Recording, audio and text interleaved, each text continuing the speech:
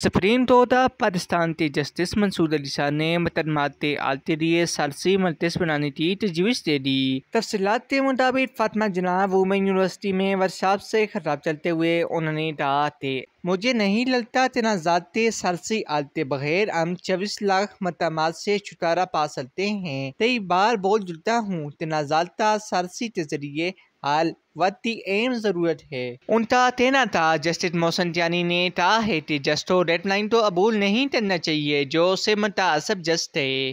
Justice منصور علی شاہ نے یہ بھی کہا کہ دس از این سیشن جج کو ڈیف واس نیڈ اشراط اور دیکھ بھال کا دلچسپ فروغ دینا چاہیے۔ ہمارا قانونی چہرہ جئی کرنے والا مسئلہ ہے جس سے زیر التوا مقدمات کی تعداد بڑھ رہی ہے۔ انہوں نے کہا کہ ہمارے پاس ان مقدمات کو نمٹانے کے لیے صرف 4 آزاد جج دستیاب ہیں۔ نئے مقدمات کی وجہ سے زیر التوا مقدمات کا بوجھ بڑھ رہا ہے۔ ان کا مزید کہنا تھا اس مسئلے کا حل ہمارے پاس ADR کی صورت میں ہی ہے جو راکٹ سائنس نہیں ہے۔ مقدمہ بازی کا سب سے اسمارٹ ADR ہے۔